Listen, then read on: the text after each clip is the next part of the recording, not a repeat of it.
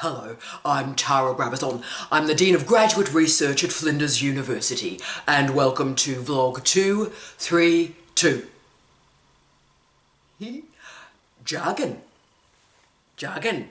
This is the end of the Doug trilogy, exploring the nature of academic writing. And the final request of me from Doug, you're a legend Doug, was about the nature of jargon. And it is a juicy word. When you think of jargon, you may think of gobbledygook or nonsense. That's part of the definition. But we're going to explore a diversity of combinations and ideas about jargon today. So this may not be the vlog that you think you are going to hear. And let's think about the use of jargon in our culture. There's all sorts of adjectives that appear in front of it. Military jargon, legal jargon, academic jargon. Right. So as you can see, the word jargon has denotative and connotative tendencies. And you may think that those two words actually are jargon in and of themselves. We'll come back to that in a sec. But connotation, the ideology of jargon, the second order of meaning of jargon, is that it is obstructionary. Jargon blocks meaning, it blocks clear communication, and that may be exactly how you think about the term. And this rendering has some good history to it. It comes via the etymology of the word jargon, actually from the Latin, which referred to chatter. So it's sort of chatter, right? But the denotation, the more neutral meaning of the word jargon, the first order of meaning, if you will, is that it involves distinctive, special, specific, and specialist phrases that resonate in a distinctive context. Okay, so jargon is specialist language and specialist terminology. Right, so this means that jargon is situated in specialist communication systems, specialised contexts, and that means, therefore, that jargon may not, and probably will not, travel effectively to other contexts. Okay. Now, in anti-intellectual times, and trust me, we are living in anti-intellectual times that doesn't like clever people, academics, scholars, not even too keen on experts, the word jargon can be used to express anger or rage or dismissal at difficult ideas. So, to use the great Australian just, it's just jargon. Just obstructionary language, not interested in that. Those clever people over there, they think they know what they're talking about, but we know what we're talking about. You with me? So, the rendering of the word jargon is a way to deny expertise and maintain a state of ignorance. Tough, eh? So, where we're at, jargon is specialised vocabulary. It encases specific meanings, and how those meanings operate in one particular profession may not operate in another. So these meanings, as the words move, sometimes conflict, and a whole series of misunderstandings, miscommunication emerges as these specialist words do move through space and time. So jargon is great in so many ways because it enables precision. It is an efficient mode of communication for a particular group that enables them to go on to communicate and develop new and distinctive and elite knowledge. Now, some areas really love their jargon, and that's why we have words like legalese, right? So legal jargon, legalese, it's become its own word. But jargon, as you can see, is not slang. So jargon and slang are different things. Also, I just wanted to make the point that jargon is also not cliches. I'm doing some work at the moment on some particularly obstructionary cliches in management and leadership at the moment, and I'll just go through some of these cliches for you to show that these are not jargon. So I'm doing work at the moment on some really well dodgy words like actionable, baked in, brain dump, incentivize, leverage, let's take this offline. One of my personal favourites. There's like a bingo card, right? Whenever you're in a meeting and someone says, let's take this offline, you just tick and you win the internet. But also optimise, robust, siloed, and my other personal favourite, let's socialise the document. How did that ever happen? Let's socialise the document. Okay, so those sort of phrases, they're not specific. And often in management speak, those words are weaponized to intentionally obscure meaning. So you see what I'm doing here? It's not a cliche. It's not those sort of random weaponized words. Jargon has a different meaning. And they are best placed in a specific location. And the best example I can always give you is triage, okay? This is used by our wonderful colleagues out there in the medical professions, nursing, health sciences, to signify a degree of injury or indeed urgency with a particular wound or an illness. So triage, very specific word. The problem is that this jargon moves and moves a lot at the moment. So triage is used just about everywhere, just about every day. So for example, I'm going to have to triage my mascara after that CrossFit class. Triage the mascara. Oh, look at my eyeliner. I'm going to have to triage that eyeliner. Yeah, no. So you can see that we're specifically focusing today on academic jargon. And I do want to celebrate it. I want to affirm its value because jargon exists in academic disciplines. Now, let's just be clear on academic disciplines. You know, I live in the post-disciplinary space, but I do want to acknowledge the value of disciplines. But I need to start with, there's nothing intrinsic to physics that separates it from philosophy, for example. And we have to recognise that academics through our history, we have built these divisions between disciplines. So 100 years ago, and certainly 150 years ago, the overwhelming majority of disciplines that we assume and use and discuss today didn't even exist. So disciplines are invented knowledge systems separated by jargon. So an academic discipline is a way for a scholar to frame and limit expertise in a particular way. So language is the determinant of competence. You with me? Yeah. So you will not be published in an academic journal in your discipline if you do not have the jargon. You need to have the communication terms to be able to enter that communication system and be successful. Okay, and of course, unless you've got that jargon, you will not be taken seriously. Right, so more importantly, and this is the bit where I'm quite involved in, I believe in jargon, I believe in academic jargon, because it allows scholars to communicate at a high level and continue to develop knowledge at a high level.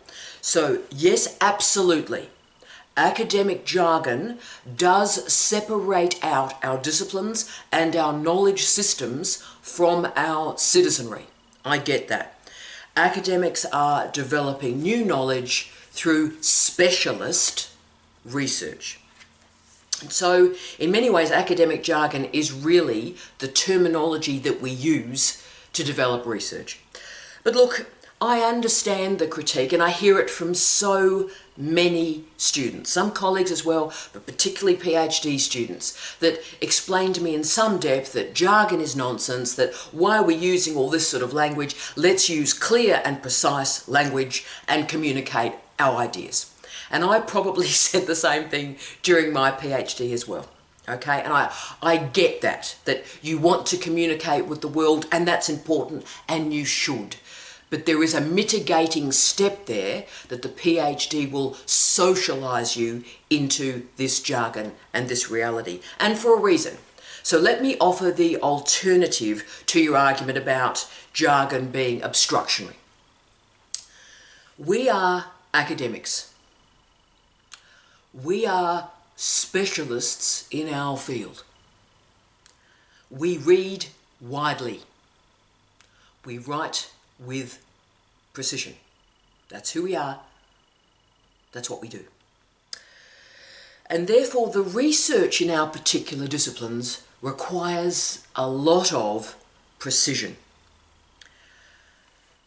But where you are right is we have a much greater array of responsibilities than simply publishing in academic journals. You see, academics have what I refer to, and historically we've all referred to, as 4 pillars, 4 things we do as academics. Yes, we must research. Yes, we must teach. Yes, we must commit to what's often called university service, that is administration, management and leadership. And also the final pillar, the 4th, community service. Academics do all 4. Okay, so while jargon is necessary for academics to conduct their research, we need alternative modes and modalities to enact the other 3 pillars. You with me? Boom. So, for example, teaching is about the dissemination of research, but we have to translate our specialist jargon to our students, because they are, when they start, outsiders to our disciplines. So we have to translate our language so that we can teach them the vocabulary to become insiders in the discipline. We have to translate to teach and bring them into the discipline. Okay, then when we get to administration or management, or maybe even leadership if we're having a good day, we have to translate our academic jargon. So if we are a physicist or a biologist or a lawyer, that's great, and we have our jargon, but we have to communicate with other colleagues who might be in chemistry or English or creative arts. So they have their own jargon. So when we're doing our high quality administrative management leadership work, we have to transcend our academic jargon, and we have to find those bridges to communicate between the jargon systems and between the disciplines. It's getting complicated, isn't it? Yeah. And then, of course, we get to what is, I would argue, the most important part of what we do as an academic, and that is community engagement. This is, I would argue, the most important part of what we do, and this is where the jargon issue becomes interesting. So we absolutely need a way to address and manage specific issues within our disciplines, absolutely. But what we're deciding to do when we disseminate our research to alternative communities is we are trying to meet those communities where they are, to translate our research so it is useful and usable for other communities. Crucial. So put another way, when we're dealing with a diversity of communities, our job changes. We move from being an academic to being an intellectual. Now, the word intellectual gets bandied about quite a lot, but there is a way to structure this intellectual functionality, and it's about putting different adjectives in front of the word intellectual. So, public intellectual, critical intellectual, or indeed organic intellectual. And all of us, by the way, should be all 3 of those, but they have different functions. So all of these adjectives summon different goals, different modes of communication, and also different audiences. One interpretation is that the public intellectual participates in consensual knowledge generation. That is, the public intellectual reinforces the status quo. We produce knowledge that allows the social order to continue. Public intellectual function. The critical intellectual function summons alternatives, alternative structures, alternative ways of living. So in other words, the critical intellectual challenges the status quo. And then of course we have the organic intellectual, right? So what is the organic intellectual? Well, the organic intellectual, the term comes from Antonio Gramsci, from the prison notebooks, and of course Antonio Gramsci was imprisoned for his beliefs by the Benito Mussolini regime. The organic intellectual rejects the idea of the disinterested scholar, the scholar disconnected from the dirty world of everyday life. So as you can see, Gramsci critiques the traditional notion of the intellectual, the public intellectual in particular, as a person who holds general reason and holds universal truths. Gramsci argues that such a traditional intellectual simply maintains the status quo and actually reinforces the current power structures and indeed current inequalities. He argued that the unspoken assumption of such intellectual activity is to reproduce injustice. Hard truth, that one, because I know you, as a wonderful PhD student, those of us who are academics, we don't wake up in the morning and go, great! How am I going to reinforce the patriarchy, capitalism, and heteronormativity today? Let's get into this. We don't wake up to reinforce the social structures, but of course we do. But the argument is actually that the traditional intellectual is pivotal to maintaining homogeneity, consensus, and rationality. Our work continues the fabric of that which was in the past. So to be part of a university, to be a legitimate intellectual and speak the jargon, we have to fulfill our role. We have to know the terminology, use the terminology with our colleagues. And when we use that jargon, it solidifies our role in our discipline. So if you think about it, in a PhD, you're being asked to make an original contribution to knowledge. And how does that emerge? Well, you conduct a literature review. So you look at all the existing knowledge on your topic. You look at the status quo. And then you use agreed and tested methods. What's always existed in your discipline? You use those agreed methods to just extend knowledge just a little bit, so that examiners can verify that you're within a discipline and you understand the jargon.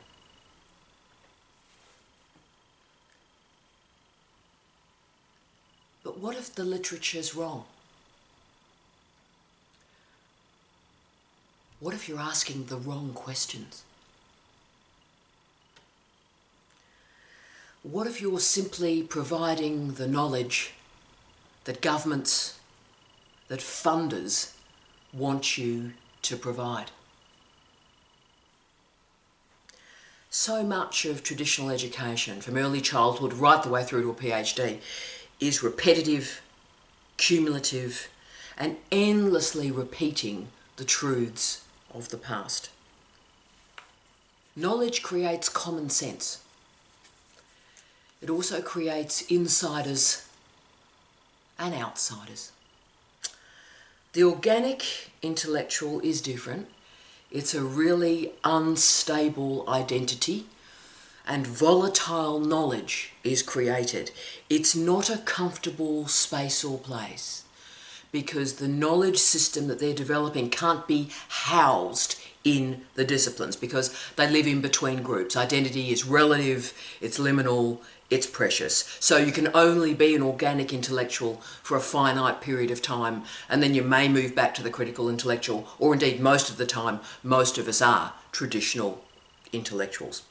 Now, Gramsci argued that so much of education, so much of learning, involves repetition, control of the current age, and only allowing the new ideas that just extend truths a little bit and don't trouble the power structures of a time.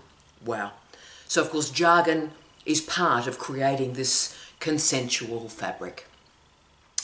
What we're doing, teaching generation after generation, excuse me, is we're teaching repetitive and commonsensical knowledge. One more cough. Sorry, guys. So for Gramsci, education has to be much more. It is disruptive and it challenges the status quo. So the organic intellectual starts to research, to challenge and create uncommon sense. Wow. So the role of the organic intellectual is to show that the truths that we have right now need to be justified,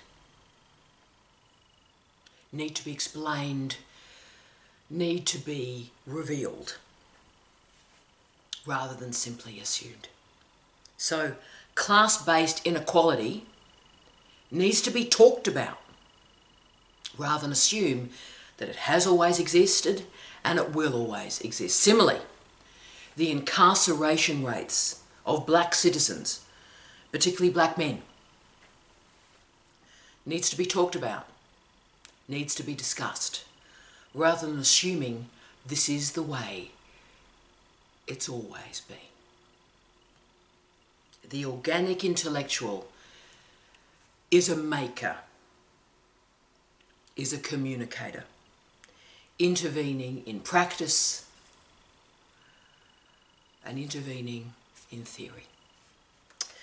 The organic intellectual, at his or her best, suspends common sense and reveals the provisional nature of truths, rules, theories and histories that we take for granted. And to provide an example there, I referred to men and women. What, for example, our colleagues, our organic intellectuals who are trans, in the trans community, or non-binary identifying, the deep truth they give us is to problematise the very nature of our language. That when we refer to men and women, that there's all sorts of communities around those terms.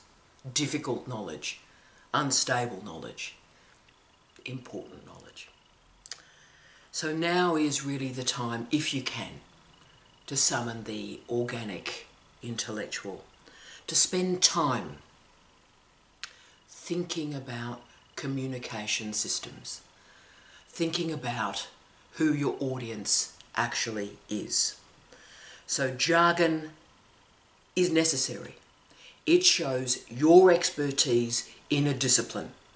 You need to start there. You need to start there. But an organic intellectual is such an expert and knows their field so well that they have the capacity to translate their jargon and move it to different communities to discuss these ideas on the terms of the stakeholders and the audiences. Powerful. So they know their field so well that they have the capacity to translate and transform that research for new communication systems. This means powerfully that research can move, research can change, research can travel.